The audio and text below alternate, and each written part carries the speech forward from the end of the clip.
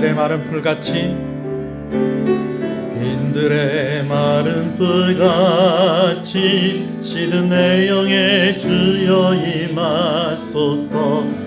이곳에 마른 내 안에 성령 하나님 임하소서. 반가운 빗소리 들려 봄 내리듯 주여 임하소서.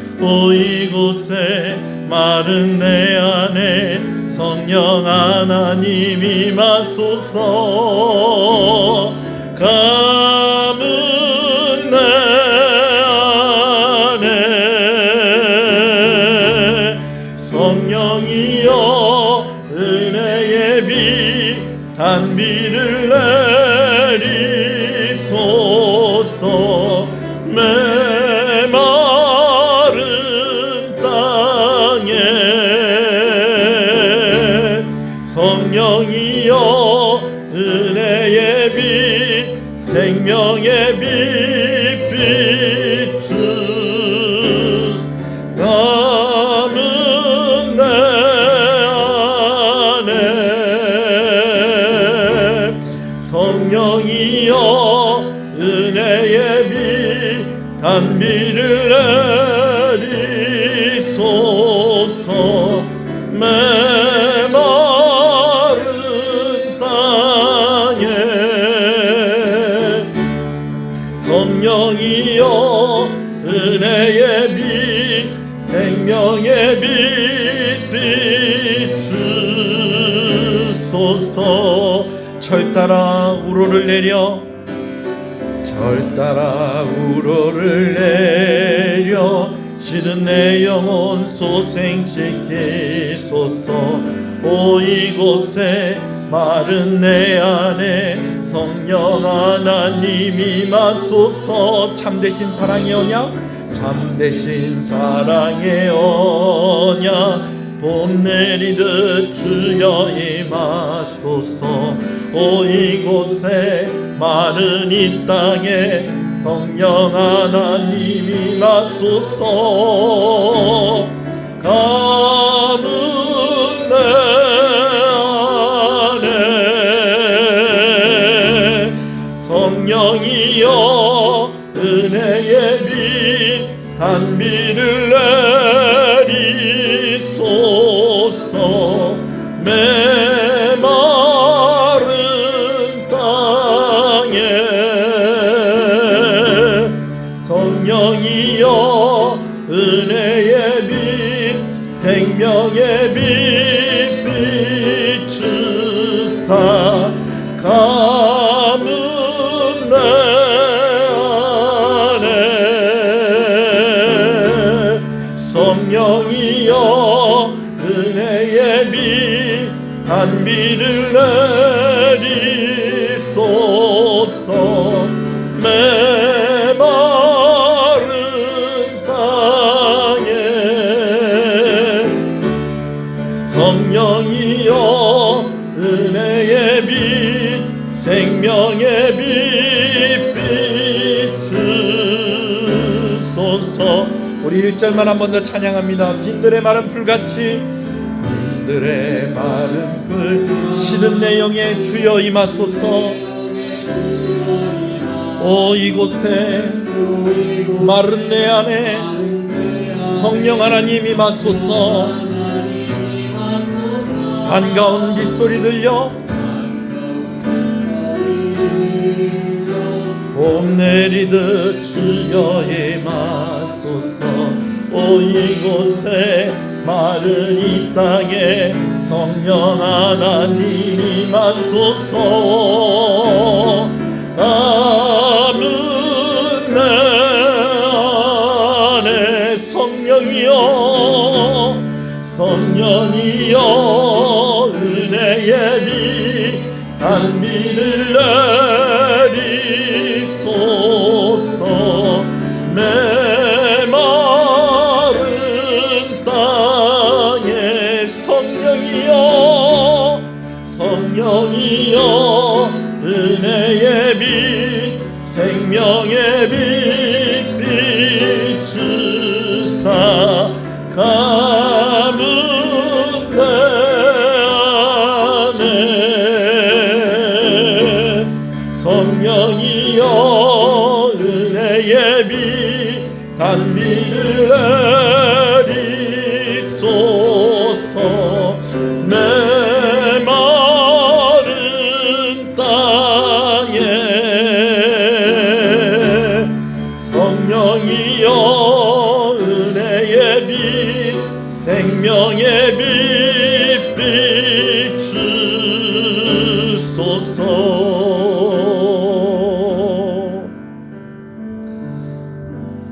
살아계신 하나님 아버지 감사합니다. 3일 저녁 간절함과 사모함을 가지고 하나님 앞에 나아갑니다. 빈들의 마른 풀과 같은 우리의 심령에 주의 성령으로 충만하게 하시고 가물어 메마른 땅에 단비를 내리듯이 이 시간 우리 가운데 은혜를 허락하여 주시옵소서. 말씀을 나눌 때에 우리의 마음이 하나 되어 기도하게 하시고 아버지 하나님 무엇보다도 오늘 이 시간이 우리가 예배로 드려지는 시간이 되어지길 원하오니 우리가 함께 예배당에 모이지는 못했지만 각자에 있는 그 자리에서 예배자로 온전히 설 수 있도록 주께서 우리를 용서하여 주시고 오늘 우리에게 성령으로 부어 주시옵소서. 예수님 이름으로 기도합니다. 아멘. 할렐루야. 작년 이맘때 요번 주가 수련회 하는 주간입니다. 보통 그래서 중고등부가 모여서 이 찬송 부르면서 열심히 기도하고 찬송하고 아마 이 시간대쯤에는 그냥 거의 은혜 받으려고 막 눈빛이 초롱초롱한 아이들의 눈빛과 함께 그리고 또 계속해서 이어지는 기도회 또 말씀 듣는 그 시간을 통해서 하나님께서 참 많은 은혜를 부어주셨는데 또 코로나19 상황으로 인해서 모든 수련회가 다 멈추어져 있죠. 좀 안타까운 마음이 들고 또 아이들한테 좀 미안한 좀 그런 마음도 듭니다. 빨리 이 코로나19 상황이 빨리 정리가 되어서 종식되어서 여름에는 다시 수련회 할 수 있게 되기를 간절한 마음으로 소원합니다. 할렐루야. 말씀을 함께 보겠습니다. 고린도전서 11장의 말씀입니다. 오늘 우리가 함께 나눌 말씀은 고린도전서 11장의 말씀입니다.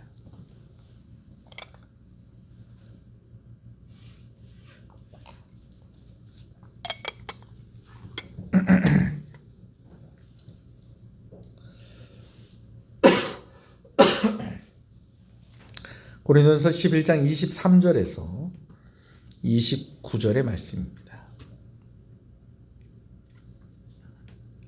죄송합니다. 26절까지만 보겠습니다. 고린도전서 11장 23절에서 26절의 말씀입니다. 함께 보겠습니다. 내가 너희에게 전한 것은 주께 받은 것이니 곧 주 예수께서 잡히시던 밤에 떡을 가지사 축사하시고 이것을 너희를 위하는 내 몸이니 이것을 행하여 나를 기념하라 하시고 식후에 또한 그와 같이 잔을 가지시고 이르시되 새 언약이니 이것을 행하여 마실 때마다 나를 기념하라 하였으니 너희가 이 떡을 먹으며 이 잔을 마실 때마다 주의 죽으심을 그가 오실 때까지 전하는 것이니라. 아멘. 예배와 식사에는 여러 가지 공통점이 있습니다. 혼자서 예배를 드리는 것보다 함께 모여서 예배를 드릴 때에 더 기쁨이 있고 그 예배에 힘이 있습니다. 혼자서도 밥을 먹을 수 있지만 함께 식사를 할 때에 더 그 자리가 맛이 있고 따뜻하고 즐거운 자리가 될 수 있는 것이죠. 식사를 함께 한다는 것은 생명을 함께 나눈다라는 그런 의미도 있습니다. 예배를 함께 드린다는 것은 한 생명 가운데 있다라는 그 고백이기도 한 것입니다. 예배와 음식을 먹는 것이 연결되어지는 그러한 모습들이 교회 안에 있죠. 오늘날에도 대부분의 교회가 주일 예배 후에 함께 식사를 합니다. 물론 지금 팬데믹 상황으로 인해서 우리가 코로나19 상황이기 때문에 우리가 교회에서 식사한 지가 벌써 1년이 다 돼가고 있습니다. 저희 교회는 아예 그 그릇을 보관하는 선반을 랩으로 이렇게 딱 이렇게 묶어놨어요. 그래서 먼지가 들어가고 하는 것을 막기 위해서. 제가 이번 주에 어저께 교회 식당 부엌에 이렇게 들어가서 매주 사용했던 그 그릇이 이제는 랩으로 이렇게 싹 감겨져 있고 또 양념과 여러 가지 것들을 보관했던 찬장이 거의 이렇게 비워져 있는 그런 모습을 보면서 좀 마음이 좀 많이 아쉽고 좀 서글픈 좀 그런 생각도 들더라고요. 말씀을 나누기 전에 제가 수련회 이야기도 했었는데 저희 교회 수련회가 또 얼마나 신나고 좋습니까? 또 우리 교회만 또 좋은 게 아니고 또 수련회를 또 단독으로 이렇게 개최하기가 힘든 교회들과 함께 하기 때문에 이 수련회가 정말 여러 교회가 함께 모여서 하는 축제와 같은 그런 수련회였고 그런 아주 좋은 시간들이었는데 이렇게 함께 하지 못하는 그런 생각들을 좀 하면서 저는 좀 서글펐어요. 아마 여러분들의 마음도 그랬을 것입니다. 더군다나 우리 교회는 밥이 맛있는 교회 아닙니까? 물론 우리 교회보다 밥이 더 맛있는 교회들이 있겠죠. 그죠? 식사가 훌륭한 교회들이 있겠지만 특별히 우리 교회는 함께 모여서 식사할 때에 참 그 안에 기쁨이 있거든요. 왜냐하면 서로 간에 사랑하고 아껴주는 그런 마음들이 있기 때문에 그런 것이라고 저는 생각합니다. 예배 후에 우리가 주일날에 함께 식사를 하는 것이 보통 교회들의 모습이었어요. 이것은 그냥 예배 후에 배가 고프고 밥때가 되었으니까 식사를 한다라는 그런 단순한 이유보다도 함께 예배한 이들이 한 식구라는 거예요. 한 공동체, 한 가족이다라는 그런 의미가 있는 것이죠. 이것을 초대교회 때는 애찬이라고 그렇게 불렀었고요. 오늘날에도 애찬이라고 그렇게 이야기를 하기도 합니다. 사랑하는 사람들이 함께 모여서 먹는 식사라는 것이죠. 사랑을 나눈다라는 것이죠. 그런데 이 애찬 말고 성찬이 있습니다. 예배 중에 성찬이 주로 나누어지죠. 애찬은 예배가 마치고 난 뒤에 나누는 것을 애찬이라고 한다면 예배 중에 또 음식을 나누는 것이 있는데 그것이 바로 성찬입니다. 교회와 또 교단마다 그 시기와 횟수의 차이가 있어요. 어떤 교회는 매주 하는 교회도 있습니다. 또 그런 교단도 있고요. 또 어떤 교회는 한 달에 한 번 하는 교회도 있고요. 또 우리 교회와 같이 1년에 많이 하면 3번, 4번, 그러나 최소한 봄에 한 번, 가을에 한 번 그렇게 우리는 부활주일에 성찬식을 하고 또 종교개혁주일에다 성찬식을 하게 되었죠. 이렇게 하는 교회들도 있고 각각이 다 다릅니다. 근데 애찬과는 좀 구별되어지는 것은 예배 후에 먹는 것 그리고 예배 중에 함께 음식을 나눈다라는 것이죠. 근데 그 시기만으로만 구별이 되어지는 것이 아니고요. 애찬은 함께 먹으면서 교제하고 또 배도 채우는 데 목적이 있습니다. 배고픈 것을 해결하는 것에 목적이 있다고 할 수가 있겠습니다. 그러나 성찬은 조금 다릅니다. 성찬은 배부르게 하려고 하는 것보다는 기념하는 것에 성찬의 목적이 있다라는 것입니다. 그래서 오늘 본문에 우리가 다 읽진 않았는데 성찬을 할 때에는 자기 자신을 좀 살펴야 된다라는 것입니다.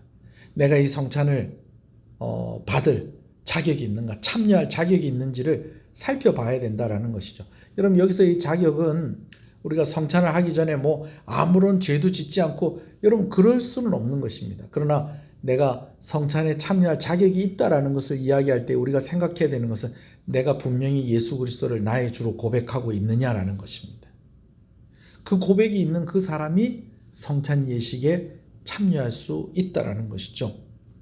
자, 원래부터 이게 나누어져 있었던 것은 아니었어요. 특히 초대교회 당시에는 애찬과 성찬이 구별이 좀 없었습니다. 그래서 예배드리고 난 뒤에 성찬을 하면서 애찬도 함께 나누었다는 것이죠.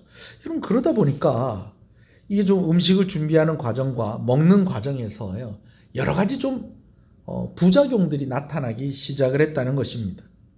예를 들면 음식을 이렇게 준비를 하는데 우리 같이 교회에다가 이렇게 주방을 만들어서 그렇게 할 수 있는 그런 여건이 되는 곳도 있겠지만 그렇지 않은 곳에서는 집에서 각자 음식을 준비해 가지고 와서 또 나누어져야 하는 그런 상황이 대부분이었을 거라는 거예요. 그러다 보니까 잘 사는 집은 어떻게? 잘 준비를 해서 오는 거고 못 사는 집은 잘 준비를 하지 못하고 오는 경우들이 있었다라는 거죠. 여러분 그거 아시잖아요. 어른들은 아실 거예요. 우리 학생들은 잘 모를 건데 우리 어른들이 학교 다닐 때는 학교 도시락을 싸갖고 다녔어요. 요즘 학교에서 급식이 있죠. 그러니까 애들이 먹는 반찬이 학교에서 주는 대로 먹으니까 다 똑같아요. 밥도 똑같고. 네. 근데 저희가 어렸을 때는 도시락을 싸갖고 다녔는데요. 도시락을 싸갖고 다니다 보니까 그래도 이제 저희 때는 밥은 다 통일이 됐어요. 다 거의 다 흰쌀밥으로 다 이렇게 통일이 됐는데 저희 이전 세대들의 이야기를 들어보면 밥도 각각 달랐다는 거예요. 뭐 흰쌀밥을 가지고 오는 부잣집도 있었지만은 그러나 뭐 완전 잡곡이 더 많이 섞여 있는 그런 밥을 싸우는 집도 있었고 반찬은 더 각양각색이겠죠. 저희가 학교 다닐 때 진짜 인기 좋았던 친구가 있었는데 그 친구 집이 뭐 했냐면 사조 참치 대리점을 했습니다. 사조 참치 대리점을 해서 꼭 이 친구는 도시락을 싸울 때에 참치 캔을 하나씩 가지고 오는 거예요. 엄마가 뭐 자기네 집이 대리점을 하니까 이렇게 다른 반찬도 이렇게 싸주지만은 이걸 싸주는 거예요. 그러면은 정말 그때 참치 종류별로 다 먹어봤습니다. 야채 참치, 고추 참치 뭐 이런 것들 있잖아요. 그죠? 이런 거 싸울 때도 있고 그냥 참치도 있고 그냥 참치 케찹에 뿌려서 아유 맛있겠다. 그냥 이렇게 맛있게 먹었던 그런 것들도 있는데 여러분 그러다 보면요. 어떤 현상이 일어나냐면 친한 친구들끼리 모여서 밥을 먹어요. 그리고 또 하나는 좀 수준이 비슷한 애들끼리 좀 모입니다. 여기서 수준이 좀 비슷하다는 것은 집안의 경제 사정이 좀 비슷한 사람들끼리 모인다는 거예요. 그래서 어떤 데는 애들이 모여 있는데 싹 보면 반찬이 뭐밖에 없고 김치밖에 없고 어떤 데는 가면 뭐 반찬이 막 휘황찬란합니다. 그런 아이들도 있고 그런데 그것이 어디에서도 나타났었다는 거예요. 초대교회 애찬을 할 때도 그런 모습이 있었다라는 거예요. 그래서 잘 사는 사람들이 모여서 먹는 데를 보면 음식이 풍족한데 못 사는 사람들이 모여서 애찬을 나누는 그런 걸 보면은 좀 부족하고 좀 음식이 풍성하지 못한 좀 그런 모습들이 있다가 보니까 교회에서 이 오히려 함께 음식을 나누면서 더 하나가 되어야 되는 애찬이 오히려 계층을 나누고 사람을 나누는 원인이 되기도 했다라는 것이죠.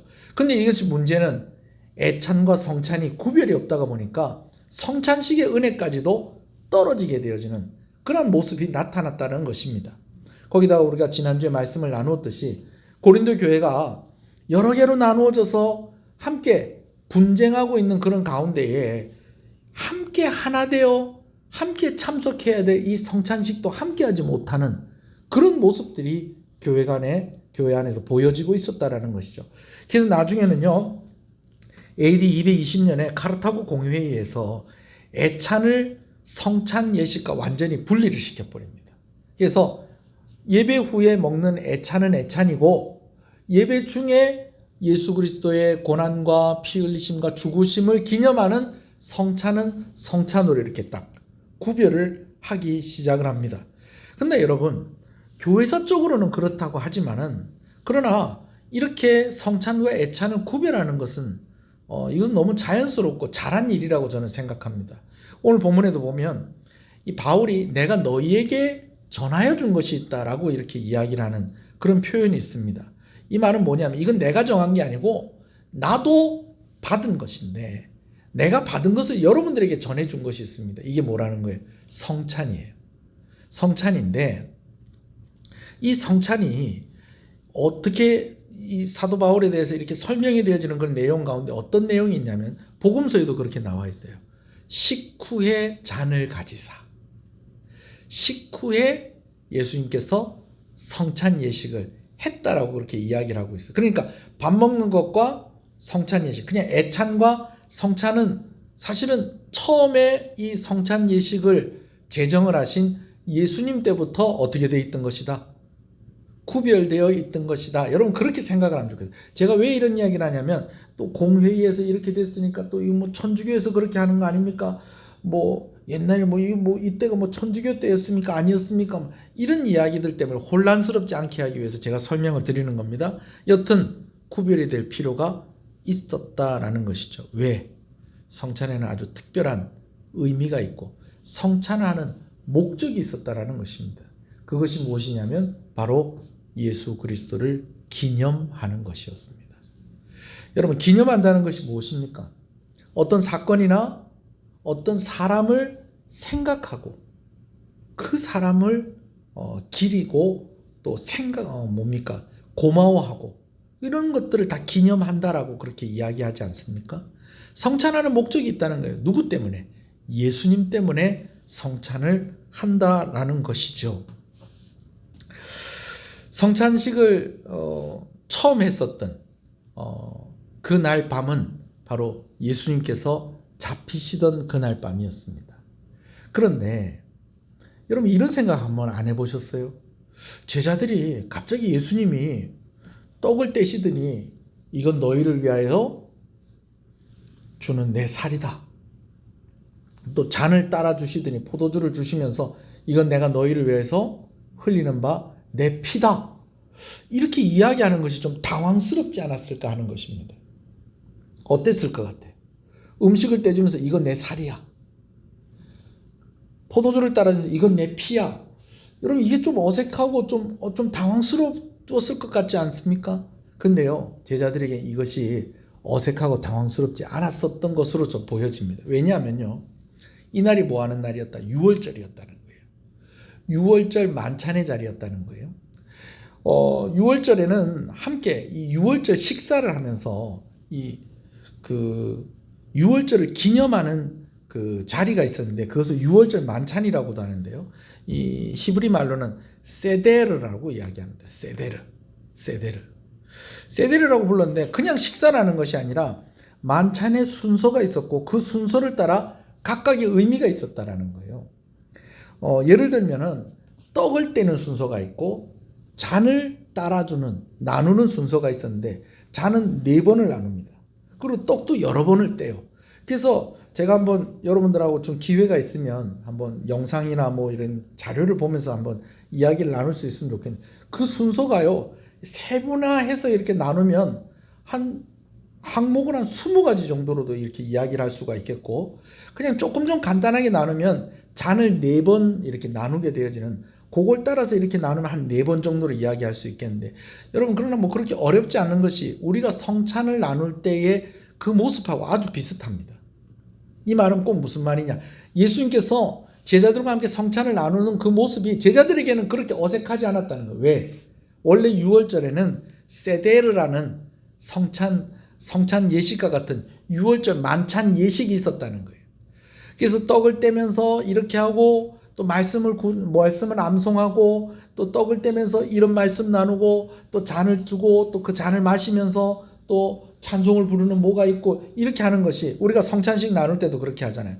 성찬 예식할 때 먼저 제가 성찬의 의미에 대해서 설명을 하고 또 우리가 회개기도 하고, 그리고 나서 떡을 받을 때에 이 떡에는 이런 의미가 있습니다. 그러면서 또 제가 기도하고 또 같이 먹고 하는 이런 절차가 있는 것처럼 세데르에도 이런 절차가 있었다라는 거예요. 근데 이것이 누가 정했는지 그건 알 수가 없지만 이게 옛날부터 쭉 유대인들에게 전해오던 그런 일들이었고, 그 일을 따라서 자연스럽게 예수님께서 성찬식을 시작을 하셨다는 거예요. 근데 차이는 무엇이 있느냐?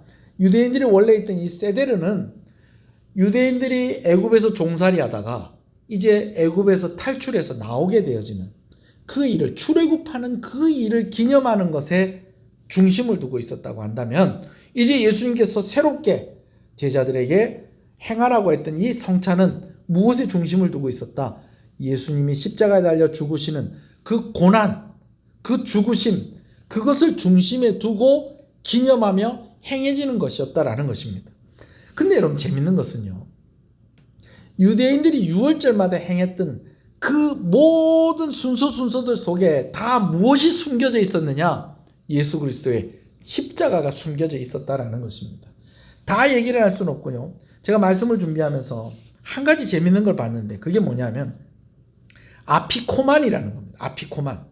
좀 생소한 말이죠. 사실은 저도 이번에 이제 준비하면서 알게 되어진 말인데, 이 아피코만이라는 것이 무엇이냐면, 처음에 유대인들이 6월절 만찬을 할 때에 촛불을 딱 켜고 이제 만찬 때 나눌 떡을 이렇게 나누는 그 시간에 떡이 들어있는 주머니를 이렇게 가지고 와요. 떡이 들어있는 주머니를 가지고 오는데 주로 이제 이 떡 안에 뭐가 들어있냐면 떡이 몇 개가 들어있냐? 3개가 들어있다는 거예요. 여러분 이 떡이 상징하는 이 3개의 떡이 상징하는 것이 뭐냐면 성부 하나님, 성자 하나님, 성령 하나님이라는 거예요. 근데 이것도 모르고 유대인들은 여튼 그것도 모르고 몇 개를 준비를 했다는 거예요. 3개를 준비해서 하얀색 주머니, 우리가 보통 말하는 세마포로 만든 하얀색 주머니 안에 이 떡을 떼가지고요, 가지고 와서 그 중에 제일 먼저 하나를 꺼냅니다. 꺼내가지고 이 떡을 반을 쪼갭니다. 반을 쪼개는데 그들의 표현으로 말하면 그 떡을 부수는 거예요. 쪼개는 것이. 떡을 반으로 팍 부셔버려요. 그리고 나서 이 쪼개진 것의 반쪽을 어디에다 넣어놓느냐면 또 다른 세마포로 만든 이 주머니에다가 딱 넣어가지고 이걸요, 안 보이는 곳에 숨겨놓습니다. 다른 사람들이 식사하기 전에 이걸 안 보이는 곳에 딱 숨겨놔요. 그리고 나서 이제 여러 가지 이제 절차를 쭉 진행을 하고 나서 거의 끝날 때쯤 돼서 아이들에게 이 숨겨놓은 떡을 찾으라고 그래요. 우리 이제 거기 사람들로 얘기하면 이제 빵이죠, 빵. 숨겨놓은 이 빵을 찾으라고 하는데 이 떼서 숨겨놓은 빵이 이름이 뭐냐면 아피코만이라고 불려지는 겁니다.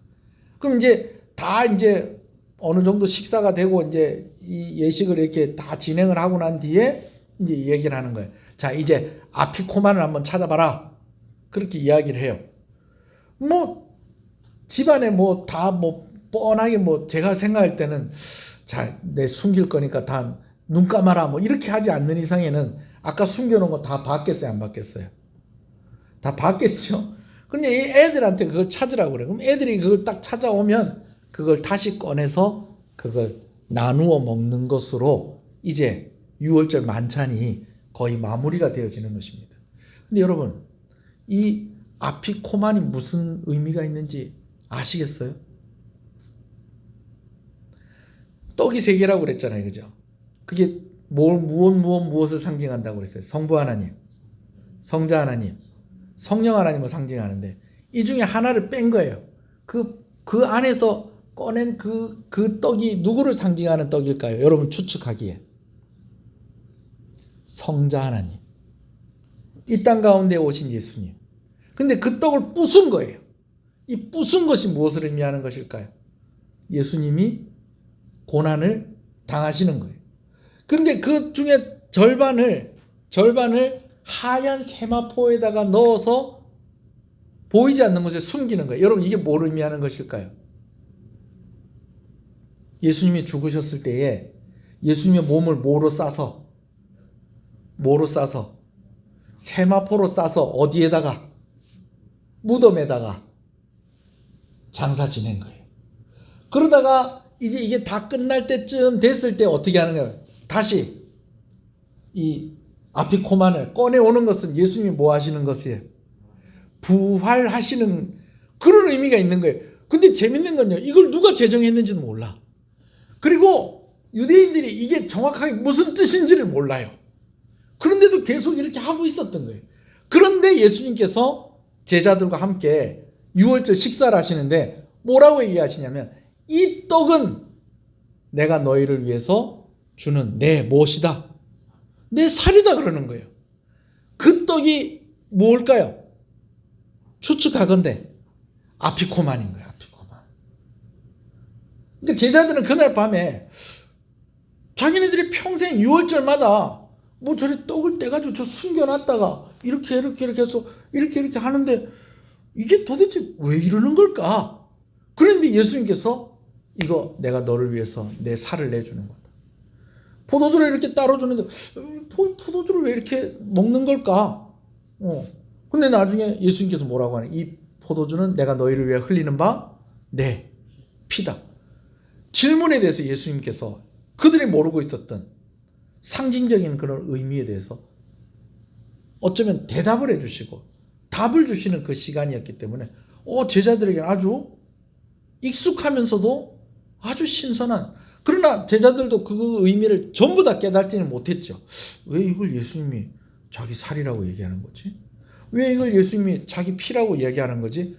뭐 어떤 게를 받아 먹으면서 왜 이럴까 했는데 3일 뒤에 알게 되어지죠. 세마포에 십자가에 달려 죽으셨다가 세마포에 쌓여서 무덤에 장사 지냈던 예수님이 다시 살아난 것입니다. 할렐루야. 이것을 뭐하라? 기념하라. 그 말씀하신 그것이 뭐라는 거예요? 성찬식이라는 거예요. 할렐루야. 아까 말씀을 드렸듯이 식사와 예배가 공통점이 있다고 그랬어요. 근데 이 식사와 예배에 이 두 가지 요소가 다 들어가 있는 것이 무엇이냐면은 이 성찬입니다. 성찬. 이 성찬은요, 그렇기 때문에 두 가지 목적이 있어요. 하나는 뭐냐면은 예수 그리스도의 고난과 죽으심을 기념하는 것입니다. 할렐루야. 우리를 위해서 고난을 받으시고 우리를 위해서 십자가에 달려 죽으신 그 예수님을 성찬식에 참여하면서 생각하는 것입니다. 예수님의 은혜를 찬양하는 것입니다. 고마워하는 것입니다. 영광을 돌리는 것입니다. 그리고 또 한 가지가 있습니다. 함께 식사하면서 그 가족이 하나가 되어지는 것처럼 우리가 성찬을 함께 나누면서 온 성도들의 마음이 하나가 되어지고 예수 그리스도와 함께 연합되어지는 그런 목적이 그리고 그 일이 성찬식 가운데에 이루어지고 있다는 것이죠. 자, 저는요, 이런 성찬이 사도 바울이 이렇게 볼 때에 고린도 교회 가운데에 온전히 이루어지지 못했던 것이 얼마나 안타까웠을까라는 생각을 하면서 저는 오늘 우리 한국 교회의 현실을 좀 봅니다. 뭐냐면요, 물론 우리가 고린도 교회 성도들이 뭐 여러 분파로 나누어져서 여러 막 싸우고 하는 그런 모습들이 안타깝죠. 근데 사도 바울이 이런 이야기를 해요. 여러 의견들이 있을 수 있다. 우리가 지난주에 말씀 나눴었어요. 잘 모르시겠는 분은 지난주 영상도 한번 보시기 바랍니다. 여러 가지 의견이 있을 수 있지. 그러면서 함께 의견을 나누고 같이 이야기하면서 더 옳은 것을 판단하게 되어지고 그렇게 하는 것이지. 그러나 그것이 무엇으로 연결이 되면 안 된다는 거예요. 예배를 드릴 수 없을 정도로 싸우게 되면 안 된다는 것이 우리가 지난주에 나눈 말씀이었습니다.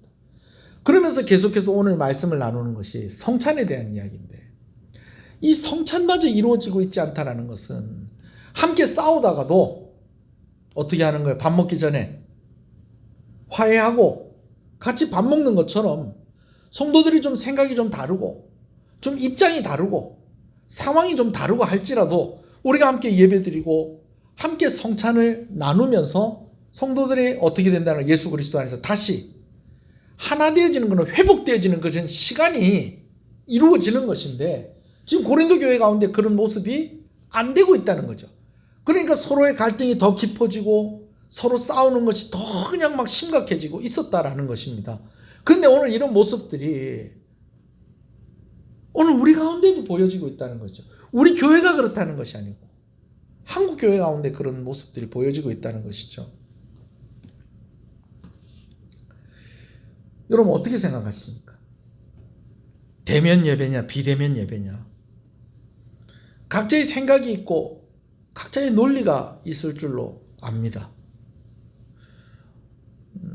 지금 한 달째 우리가 20명 이상 모이지 못하는 그것도 이렇게 촬영을 하는 것이 조건이 되어지는 그런 상황들 가운데에서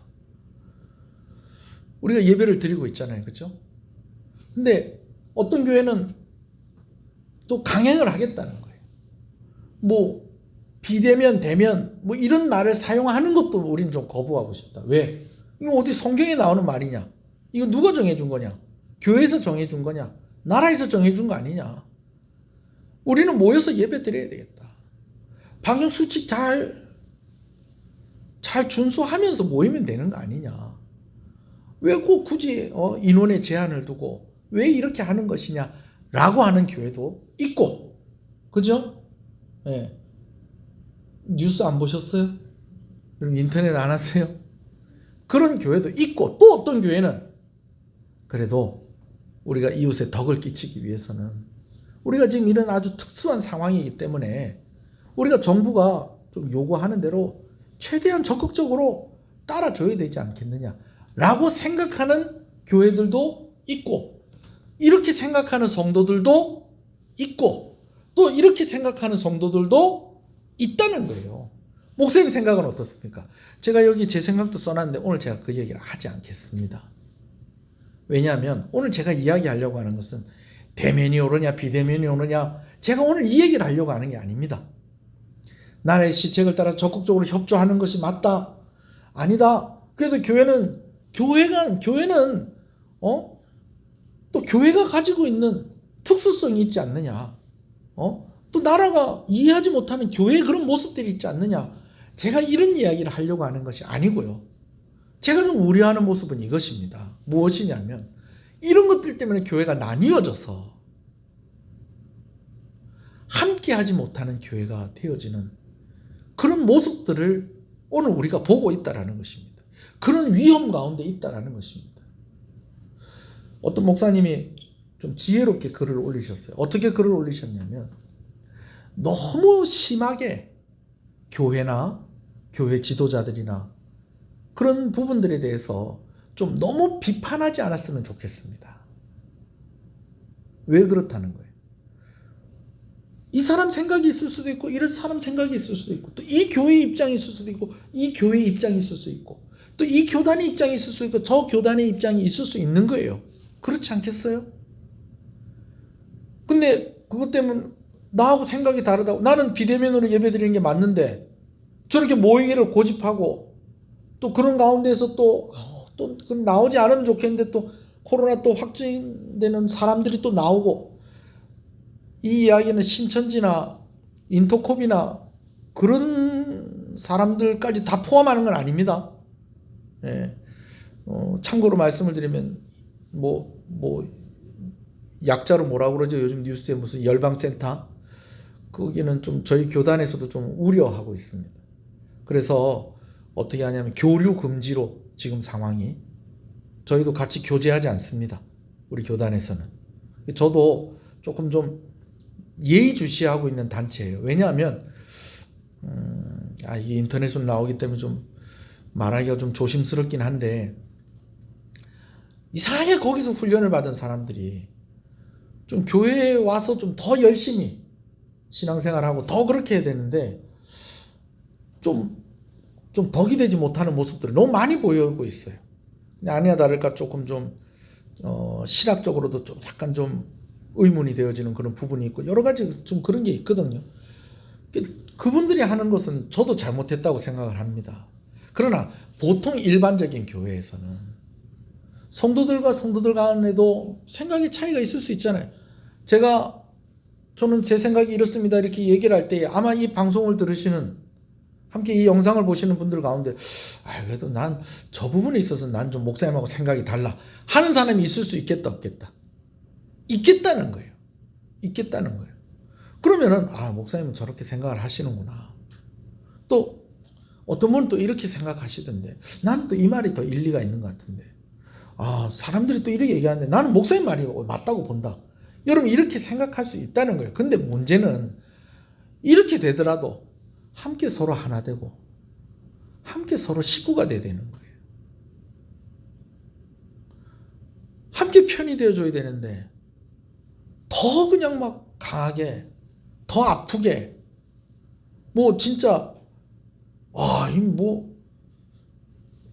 어떻게 이런 이야기들도 할 수 있을까 싶을 정도로 너무 우리의 마음이 혹시 나뉘어지고 있는 것은 아닌가. 저는 오늘 이 저녁에 좀 이 부분에 대해서 좀 여러분하고 기도하고 싶은 것입니다. 여러분, 가치관이 다르고 정치적인 신념이 다르고 심지어 이념이 다를 수도 있습니다. 그러나 그보다 더 우리에게 더 큰 것은, 오늘 우리가 예수 믿는 이들이라면 우리는 예수 그리스도 안에서 한 형제요 자매라는 것입니다. 할렐루야. 무조건 편을 들어주다, 여러분 그건 아닙니다. 그렇지만 오늘 우리가 이번 주에도 말씀을 나누었듯이 조금 덮어주고 기다려주고 감싸주고 좀 그런 모습들이 좀 우리에게 필요하지 않을까. 성찬의 자리는 그런 자리였습니다. 원탁의 기사들이란 얘기 혹시 들어보셨습니까? 이 영국의 아더왕 때에 그 원탁에 이렇게 기사들이 다 모이는데 13번째 자리에는 아무도 앉지 않았다는 거예요. 왕의 자리나 기사들의 자리가 똑같은 원탁에 둘러앉아 있다 보니까 서로 마음대로 자기 의사표현을 할 수 있고 원탁에 둘러앉은 이상에는 거의 같은 권위로 인정을 하면서 서로 인정하는 그 자리가 원탁의 자리. 13번째 자리는 앉지 않았다는 거예요. 왜 그래? 13번째 자리가 13이라는 숫자가 상징하는 사람이 있는데 바로 가룟 유다라는 거예요. 13번째 자리는 가룟 유다 자리라는 거예요. 예수님하고 12제자니까 13명이잖아요. 그죠? 그 중에서 예수님 배반한 사람이 바로 그 13번째 자리. 사탄을 상징하는 그 13이라는 그 자리가 가룟 유다 자리라는 거죠. 근데 여러분, 그거 아세요? 예수님은 성찬의 자리에 가룟 유다도 함께 하시게 하셨다는 것입니다. 오늘 너무 예민해져서 예민하지 않을 수가 없는 상황이죠, 사실은. 그러나 너무 예민해져서 무엇이 옳고 무엇이 틀리다라는 것에만 너무 마음을 많이 쓰면서 정작 저 안에도 장로님들이 계시고 내가 반대하는 저 사람들 안에도 장로님들이 계시고 권사님들이 계시고 우리와 함께 이 상황만 아니면 우리와 함께하는 그런 성도들이 저 안에 있는 집사님들이 저 안에 있는데 나하고 생각은 다르지만 이 사람들 가운데에서도 우리가 평소 때 같으면 함께 부흥회 와서 같이 찬송 부르면서 같이 뜨겁게 말씀 중에도 뭐 서로 인사합시다 할 때 반갑습니다. 잘 오셨습니다. 이렇게 인사할 수 있는 우리 성도들인데 교회들인데 우리의 마음이 좀 가치관이 다르고 생각이 다르고 신념이 다르다는 이유로 나뉘어져 있는 것은 아닌가. 우리가 고린도 교회를 비판하면서 어떻게 교회가 저렇게 나누어질 수 있는가 라고 이야기하고 있지만 사실은 그 모습이 오늘 우리 가운데도 보여지고 있다는 것을 좀 인식하고 오늘 이 저녁에는 우리 한번 이것을 위해서 한번 기도했으면 좋겠습니다. 한번 기도하겠습니다. 여러분 오늘 저녁에는요 이게 맞습니다. 이건 틀렸습니다. 이게 맞고 이게 틀렸습니다. 제가 이 얘기를 하려는 게 아니고요. 어디 교회가 이렇게 하는 것이 잘못하는 겁니다. 이렇게 하는 게 잘하는 겁니다. 아닙니다. 이렇게 하는 거 잘못하는 겁니다. 이렇게 하는 게 잘하는 겁니다. 제가 이 이야기를 하려는 것이 아니고요. 오늘 우리가 먼저 생각할 것은 교회가 다른 목소리를 내더라도 예수 그리스도 안에서 하나 되어지는 이것을 놓쳐서는 안 되겠다 라는 것입니다. 여러분 죄의 문제가 아니고 생각이 다른 문제로 형제가 너는 내 형제가 아니고 너는 내 자매가 아니다. 여러분 이렇게 할 수 없는 것처럼 오늘 우리는 하나된 교회로 부르심을 받았다라는 것을 기억하고 조금씩의 차이가 있지만 그런 예수 그리스도 안에서 하나 되어지는 그런 교회로서의 모습을 잃지 않게 해달라고 우리 한국 교회를 위해서 한번 기도하시겠고요. 또 우리 교회를 위해서도 기도하십시다. 하나님 참 어렵습니다. 너무너무 우리 성도들 보고 싶고 함께 기도했으면 이 시간이 얼마나 더 힘이 났겠습니까? 근데 이런 특별한 상황이기 때문에 우리가 어쩔 수 없이 이런 모양으로 하나님께 나아가지만 그러나 주의 성령 안에서 예수 그리스도의 복음 안에서 하나님의 다스림 가운데에서 하나님을 잃어버리지 않는 교회가 되게 하여 주시옵소서. 우리 한번 이 밤에 주님의 이름을 부르고 한번 기도하도록 하겠습니다. 같이 기도하겠습니다. 주여